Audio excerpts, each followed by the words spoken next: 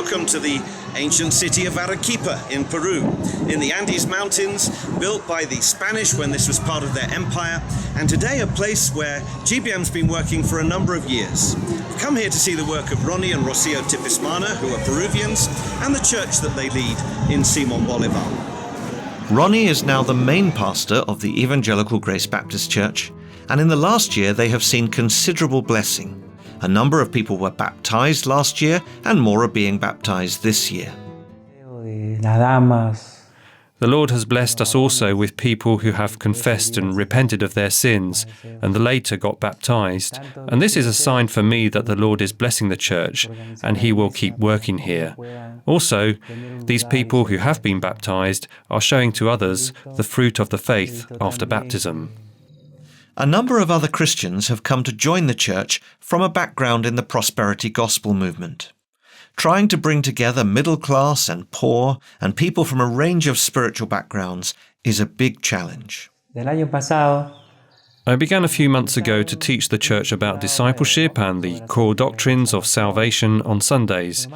But before I was teaching Romans, I really like Romans. Over the last 2 months, I have been preaching about what a real Christian is and making a comparison. What does a real Christian look like compared to a religious person who goes to church but is not a real Christian? One of the challenges in the Global South is to see churches established with capable leaders and a clear grasp of what they believe. Our goal in mission is always to see local churches led by national Christians expressing the gospel for God's glory in their local culture. So we started teaching a number of things. We started teaching the basics of discipleship, and we talked about deacons and eldership and the Lord's Supper and other sacraments in the church.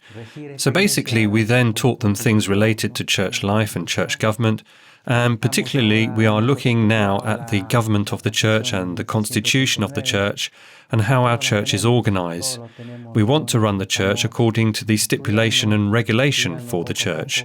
We've got a copy of the 1689 Baptist Confession, which we have photocopied and given to them.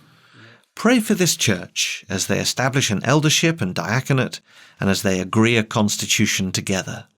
Pray that in this neighbourhood of Arequipa, the gospel will run deep in the lives of these Christians and that many others will be drawn to Christ.